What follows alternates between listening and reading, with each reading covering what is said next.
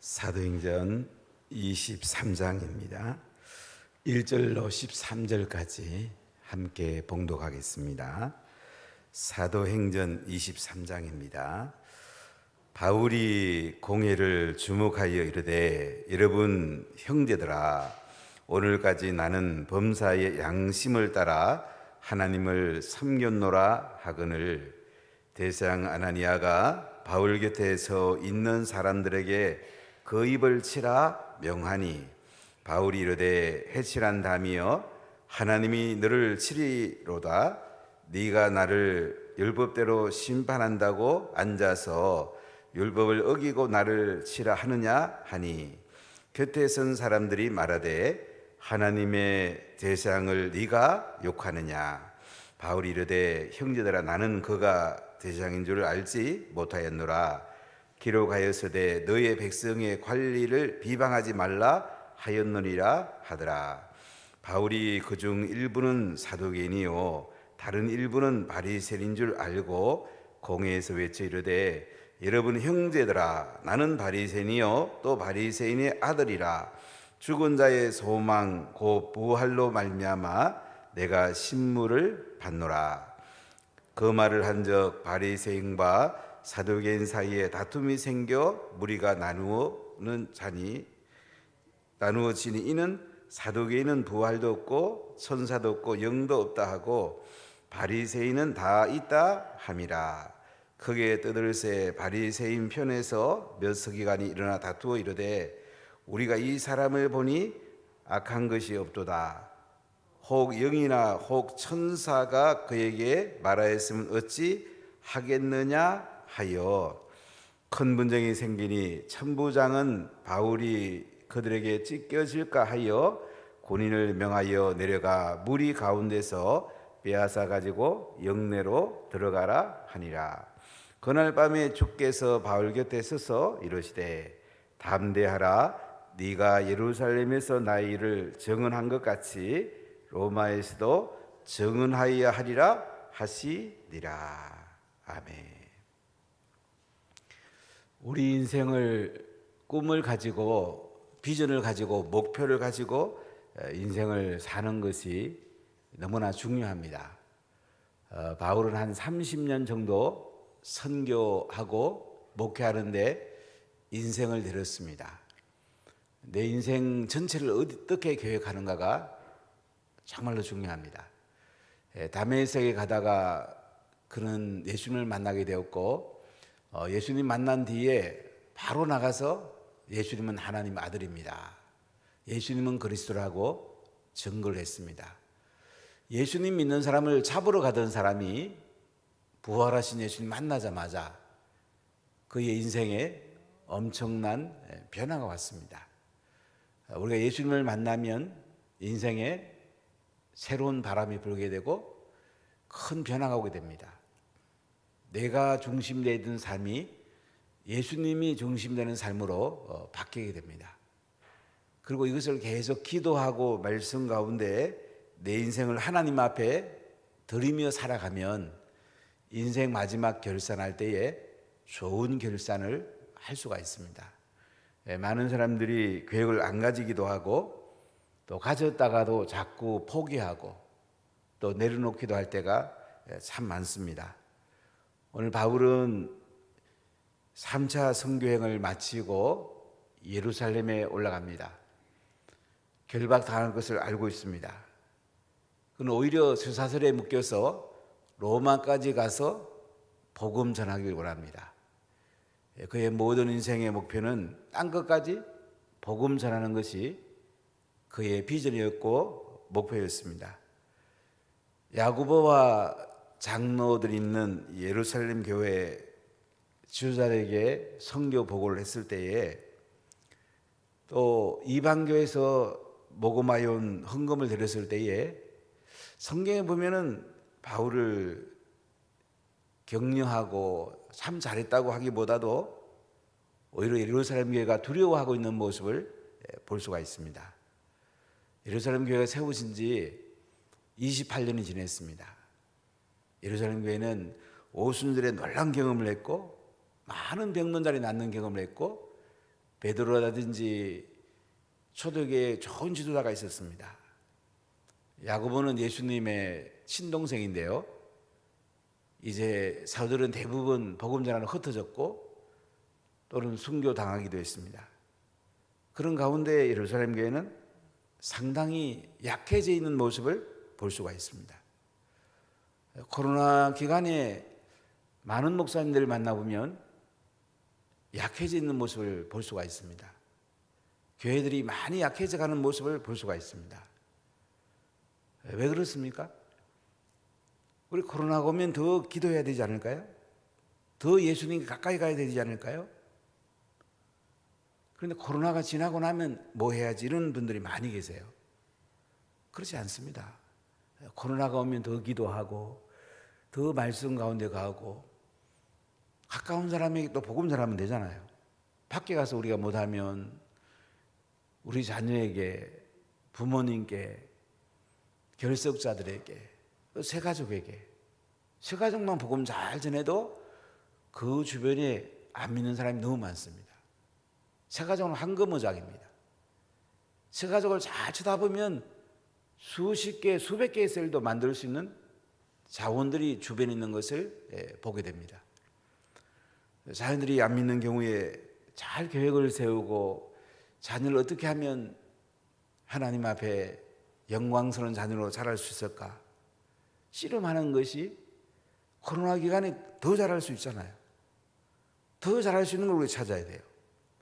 코로나 때문에 불편하고 힘든 쪽보다는 예수 믿는 사람은 어떤 상황이 오면 이 상황에서 더 잘할 수 있는 게 뭘까? 지혜를 구해야 됩니다. 바울은 예루살렘의 교회가 이렇게 약해 있는 가운데도 바울은 그곳에서 복음 전하기를 원했습니다. 그래서 아시아에서 온 사람들이 이제 바울을 붙잡아서 소동을 벌이는데 천부장이 질서 유지하려고 바울을 스사슬에 묶어서 안토니아 요새로 데려오고 가려고 합니다. 이제 바울이 안토니아 요새와 예루살렘 성전 사이에 있는 청계에서 오늘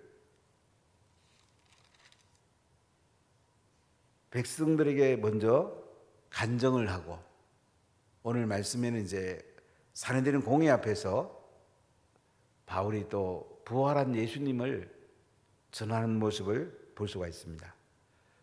바울은 기회가 되면 자기가 왜 예수님을 만났는지, 만난 뒤에 어떤 변화가 있었는지 자신의 간증을 합니다. 사도행전을 보면 9장에서 바울은 예수님을 만나고 22장에서 간증을 좀 길게 합니다. 이스라엘 백성들 앞에서 자신이 다메섹으로 가다가 예수님 만난 이야기. 그는 원래 다수 사람이고 가말리엘 문화에서 율법을 배웠고 율법에 열심을 가진 사람인데 다메섹의 대장의 공문을 가지고 예수 믿는 사람을 잡으러 가다가 부활한 예수님을 만났다. 아나니아의 기도를 통해서 예수님의 증인으로 그가 말씀을 듣게 되었고 세례받고 제사함 받고 바로 복음 전하고 그리고 예루살렘에 올라가서 기도하는 가운데 떠나가라고 멀리 이방인에고 예수님이 보낸다고 하는 음성 듣는 이야기를 간증을 합니다. 듣고 있던 사람들이 이러한 자는 세상에서 없애버리자고 살려둘 자가 아니라고 돌로 쳐서 죽이려고 달려듭니다. 이때 천부장이 루시아라는 이름을 가지고 있는데요. 글라우디오 루시아가 바울을 쇠사슬로 묶게 합니다. 그런데 바울은 자기가 시민권자라는 얘기를 해요.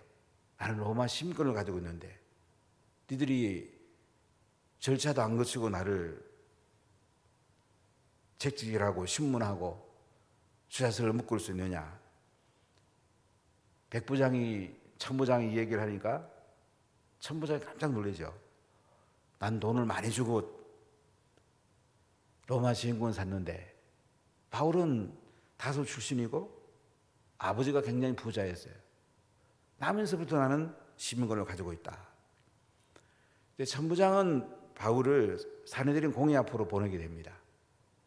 어떤 면에서 이제 자기 책임을 공회 쪽으로 떠넘기는 모습을 볼 수가 있는데, 바울이 로마 시민권을 가지고 있다니까 천부장은 절차를 거치는 게 중요하거든요. 그래서 오늘 23장에 보면 바울이 공회를 주목하여 봅니다.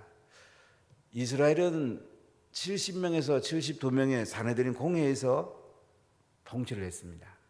이 사내들인 공회는 입법, 사법, 행정, 종교 모든 부분을 관할했고, 로마의 통치하에 있었기 때문에 사법 절차 가운데 사형 판결 같은 경우는 로마 총독이 승인해야 되고, 시민권자들은 황제에까지 간 것을 볼 수가 있습니다.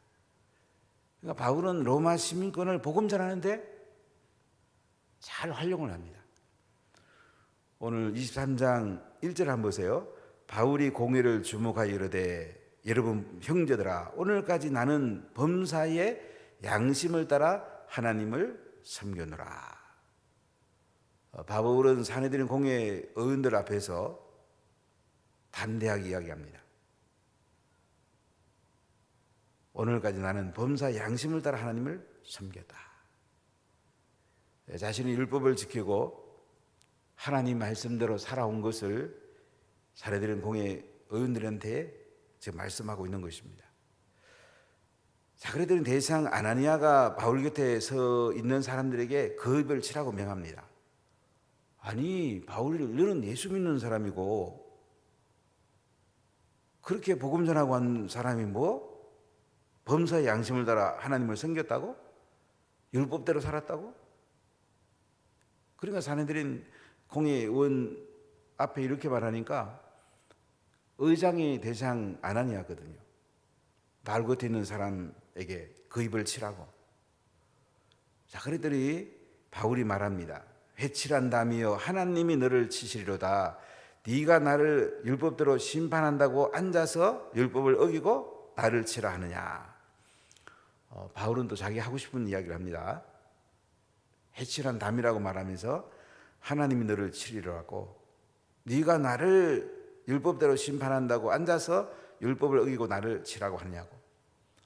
이렇게 바울이 이야기하니까 곁에 선 사람들이 말하기를 하나님의 대장을 네가 욕하느냐. 그러니까 바울이 형제들아, 나는 그가 대장인 줄 알지 못하였노라. 기록하였으되 너희의 백성의 관리를 비방하지 말라 하였느니라.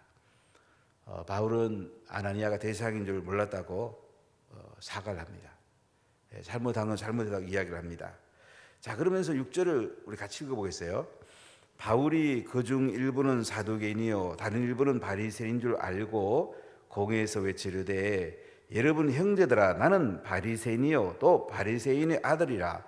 죽은 자의 소망 곧 부활로 말미암아 내가 친문을 받노라. 이 당시 사내들인 공회는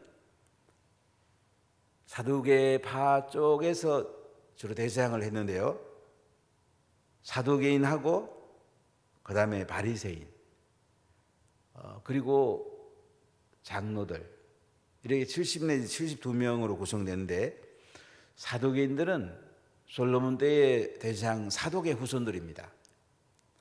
그들은 모세의 오경만 인정했고 부활을 믿지 않았습니다. 바리새인들은 구약 성경 39권 전체를 인정했고, 그들은 주로 바벨론 포로로 잡혀갔을 때에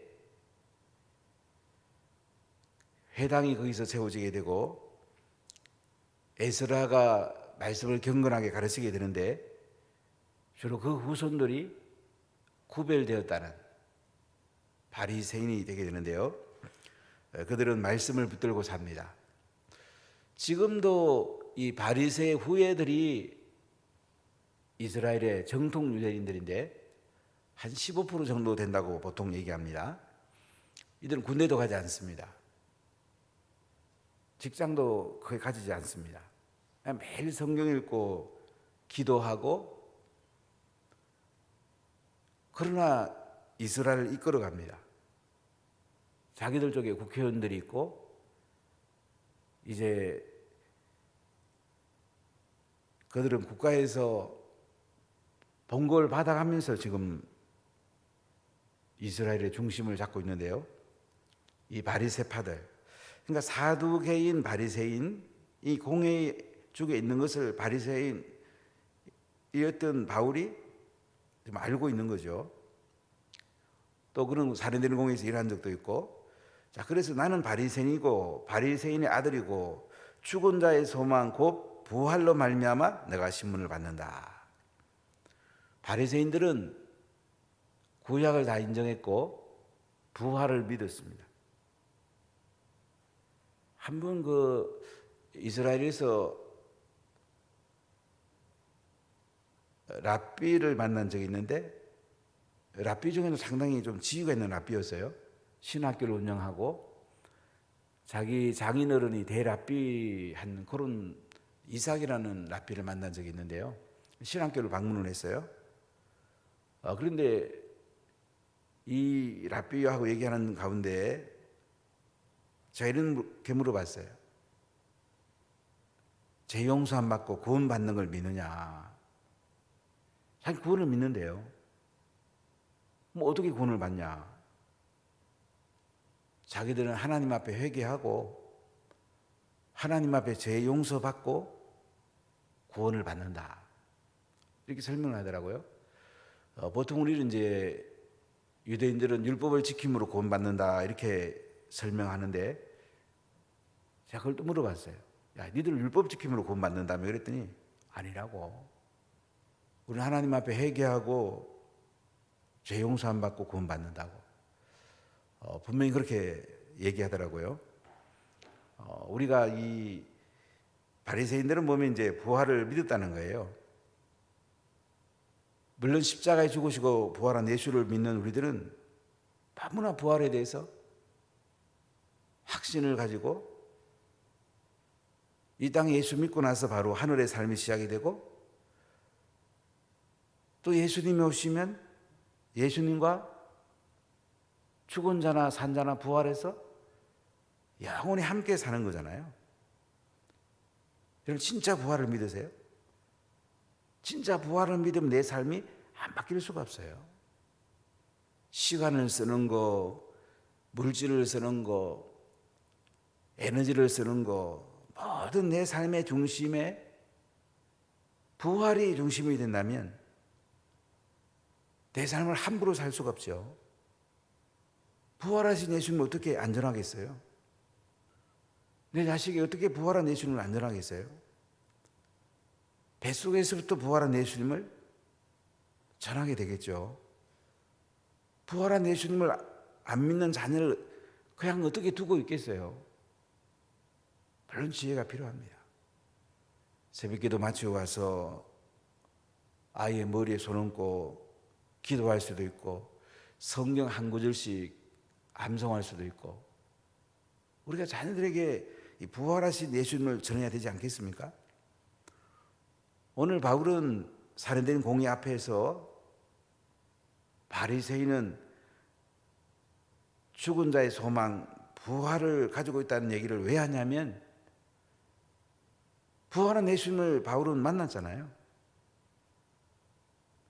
바리새파 사람도 부활을 믿지 않느냐고 지금 이야기해요. 그랬더니 바리새인과 사두개인 사이에 다툼이 생겨서 무리가 나누어지게 됩니다. 8절에 보면 이는 사두개인은 부활도 없고 천사도 없고 영도 없다 하고 바리새인은 다 있다 함이라. 자, 9절을 같이 읽어보겠습니다. 크게 떠들세 바리새인 편에서 몇 서기관이 일어나 다투어 이르되 우리가 이 사람을 보니 악한 것이 없도다. 혹 영이나 혹 천사가 그에게 말하였으면 어찌 하겠느냐 하여. 서기관은 성경을 써가지고 이제 말씀을 가르치는 사람입니다. LA 갔을 때 크레포트시라는 그 서기관 성경성을 본 적이 있는데요. 유대인들은 성경을 굉장히 귀하게 여깁니다. 회당에서 안식일날 그들 예배 드리는 거 보면 이 모세 오경, 이 구약 성경을 이제 가지고 말씀이 중심된 예배를 드립니다. 메시아닉 주 공동체를 가보면 이 말씀을 들고 이제 앞에 있는 지도자가 회당을 한 바퀴 돌아요. 그럼 애들이 또 한 바퀴 다 돌아요. 그리고 마지막 그 두루마리를 놓고 아이들을 위해서 축복기도 해줘요. 그래서 성경을 몇 장을 봉독을 해요. 그들은 하루에 한 메시지에 관심 있는 게 아니고 어떻게 하면 성령대로 살까? 어떻게 하면 말씀을 지켜낼까? 여기에 관심 있는 거예요. 그래서 유대인들이 세계를 이끌어가는 가장 뛰어난 지혜를 갖는 거예요. 저는 이제 목회를 오랫동안 하면서 제 마음에 어떤 마음이 있냐면요. 야, 이 개신교는 하루에 한 메시지를 되게 많이 추구해서 사람들은 많이 모았는데 말씀대로 살게 했느냐. 여기에 대한 안타까움을 많이 가지고 있어요. 우리는 부족해도 괜찮아요. 말씀대로 삶을 살아내느냐. 부활하신 예수님의 은혜 가운데 이 말씀 한 말씀 한 말씀이 내 삶을 담아내느냐. 이게 가장 중요하거든요. 우리 지금 서기관이라는 나오는데 바울을 보니까 이 사람을 보니 악한 것이 없다. 영이나 천사가 그에게 말하였으면 어찌하겠냐. 이렇게 바리새파 중에 있는 서기관이 말을 합니다. 자, 그러니까 한번 보십시다. 10절에 보니까 큰 분쟁이 생기니 천부장은 바울이 그들에게 찢겨질까 하여 군인을 명하여 내려가 무리 가운데서 빼앗아 가지고 영내로 들어가라 하니라. 이렇게 바리새파와 사두개파 사이에 큰 분쟁이 생기니까 천부장은 질서 유지하는 게 중요하거든요. 잘못하면 자기 자리가 위태로우니까 바울을 그들에게서 찢겨질까 해갖고 군인을 명해갖고 내려가 무리 가운데서 빼앗아 가지고 영내 안티아니아 요새로 들어가라. 성전이 남동쪽에 있습니다. 안티아니아 요새는 북동쪽에 있어요. 이쪽으로 데리고 들어가라 이거예요. 자, 그런데 보세요. 11절을 읽어보겠습니다. 같이 읽겠습니다. 그날 밤에 주께서 바울 곁에 서서 이르시되 담대하라. 네가 예루살렘에서 나의 일을 증언한 것 같이 로마에서도 증언하여 하리라 하시니라. 바울이 어려운 순간에 예수님이 나타납니다. 이제 천부장을 통해서 바울이 찢겨질까 하니까 바울을 영내로 데리고 들어가라고 하는데 그날 밤에 예수님께서 바울 곁에서 갖고 뭐라고 합니까? 담대하라. 네가 예루살렘에서 나의 일을 증언한 같이 로마에서도 증언하여 하리라. 지금 예루살렘에서 바울은 세사슬에 묶여도 이스라엘 백성들에게 간증하고요. 살아내는 공양 앞에서 지금 부활한 예수님을 증거하고 있습니다. 근데 바울의 소원은 예루살렘에서 부활한 예수님을 증언한 것뿐만 아니고 로마까지 가서 스페인 땅끝까지 가서 부활한 예수님을 증언하는 것이 바울의 삶의 비전이었습니다. 그런데 오늘 주님께서 바울 곁에 서가지고 담대하게 용기를 줍니다. 여러분, 주님이 계시면 우리가 두려워할 게 뭐가 있겠습니까? 담대하라고 네가 예루살렘에서 나의 일을 증언한 같이 로마에서도 증언하여 하리라고. 이렇게 주님의 음성을 듣게 됩니다. 우리 어려운 순간에 주님의 음성을 들으면 다 이겨낼 수 있습니다. 항상 우리가 주님의 음성에 귀를 기울여야 돼요. 주님이 뭐라고 말씀하는지 귀를 기울이는 것이 굉장히 중요합니다. 저는 목회하면서 늘 주님 원하는 게 뭐죠? 또 어려운 순간에는 더 주님 앞에 기도합니다. 작년에 코로나가 생겼을 때에 주님이 코로나 시기에 어떻게 해야 돼요? 주님은 제게 너무나 분명히 말씀했어요. 코로나가 오히려 유익할 수가 있다. 기도해라. 복음 전하는 준비를 잘하고 성도를 잘 세워라. 저는 코로나 처음에는 어떻게 해야 될지 3월 달은 조금 제가 방향이 잘 안 잡혔어요. 기도하는 가운데 하나님이 제게 너무나 분명히 말씀하는 것은 네가 살아야지 교회가 산다. 네가 살아야 된다. 네가 먼저 기도해야 된다. 네가 살면 교회는 살 수 있다. 제게 너무나 선명하게 주님이 말씀하시더라고요. 간단해요, 여러분. 내가 살면 가정을 살리고요. 셀리드가 살면 셀원들은 살리는 거고요. 교회 담임 목사가 살면 그 교회는 살리는 거고요. 내가 살아야 남을 살리는 거예요. 남을 살리다가 내가 살고요. 내가 살아야 남을 살리는 거예요. 바울의 이 어려운 순간에 주님께서 바울 곁에 서갖고 담대하라. 네가 예루살렘에서 나 일을 증언한 같이 로마에서도 증언하여 하리라. 무슨 말씀입니까? 너 안 죽는다는 거죠. 너 쇠사슬에 묶여서 로마로 가더라도 다 감내하라는 거죠. 바울은 쇠사슬에 묶이고 감옥에 갇히고 매 맞고 이게 문제가 아니고 어떻게 하면 부활한 예수님을 한번 전해볼까? 땅끝까지 부활한 예수님 전하는 거. 여기에 온전한 바울의 마음이 있었죠. 여러분의 마음은 어디에 있습니까? 기도하겠습니다.